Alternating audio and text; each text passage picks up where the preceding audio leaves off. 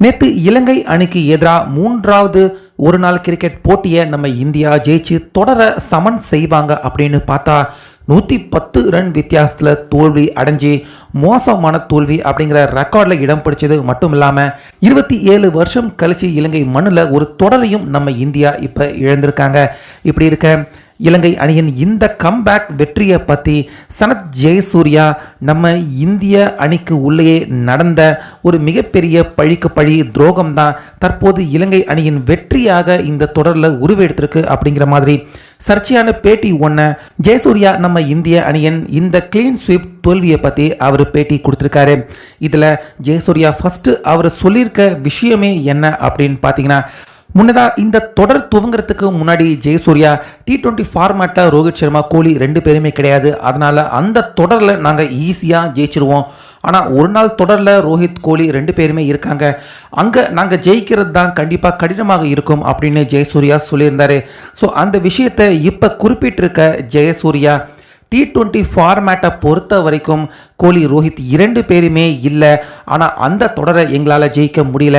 ஆனால் ஒரு நாள் ஃபார்மேட்டில் 2 பேருமே இந்திய அணியில் மிகப்பெரிய ஜாம்பவானான இவங்க 2 பேருமே இருக்காங்க. ஆனால் இந்த இடத்துல நாங்கள் சுலபமாக 2-0 அப்படிங்கிற விதத்தில் இந்த தொடரை ஜெயிச்சிருக்கிறது ஒரு மிகப்பெரிய ஆச்சரியத்தை எங்களுக்கு ஏற்படுத்தியிருக்கு அப்படின்னு ஜெயசூர்யா சொல்லியிருக்காரு.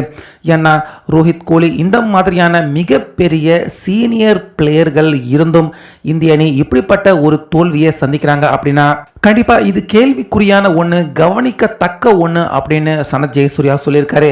ஏன்னா முதல் ஆட்டத்தில் அதே போல் 2வது 3வது ஆட்டத்தில் கூட ரோஹித் சர்மா அவர் மட்டும்தான் ஓரளவுக்கு நல்ல பர்ஃபார்மன்ஸை வெளிப்படுத்தினார். அதுக்கு அடுத்து பொறுப்பை உணர்ந்து விளையாட வேண்டிய மிகப்பெரிய சீனியர் பிளேயரான விராட் கோலி அவர் எந்த இடத்துலையுமே அவர் பொறுப்பை உணர்ந்து விளையாண்ட மாதிரி தெரியல. அந்த வகையில் கோலி அவருடைய பேட்டிங் வழக்கத்துக்கு மாறாக இந்த தொடரில் இருந்திருக்கு அப்படின்னு நிச்சயமாக சொல்லலாம். இது கோலி அவருடைய பேட்டிங்கில் ஏற்பட்ட மாற்றமா இல்லை புதுசாக அணிக்கு உள்ளே வந்திருக்க ஹெட் கோச் அவர் மேலே காட்டுற வெறுப்பா அப்படின்னு தனக்கு யோசிக்க தோணுது அப்படின்னு சனத் ஜெயசூர்யா சொல்லியிருக்காரு.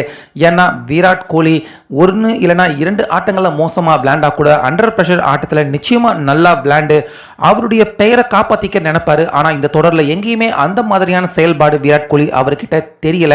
அதே போல் ரோஹித் சர்மா அவருடைய அணியின் கட்டமைப்பு கூட இந்த தொடரில் கொஞ்சம் மோசமாக தான் இருக்குது.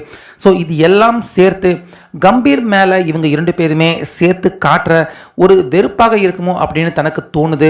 அதுதான் இந்த தொடரும் இந்திய அணியை இழக்க வச்சிருக்கு அப்படின்னு ஜெயசூர்யா இந்திய அணியின் தோல்விக்கு பின்னாடி ரோஹித் சர்மா கோலி இவங்க 2 பேருடைய ஒரு எதிர்ப்பு இருக்கிறதா தான் உணர்ந்ததா ஜெயசூர்யா பார்த்தீங்கன்னா நம்ம இந்திய அணியின் தோல்வியை பற்றியும் அவங்களுடைய வெற்றியை பற்றியும் இந்த விஷயத்தை இப்போ பதிவு பண்ணியிருக்காரு.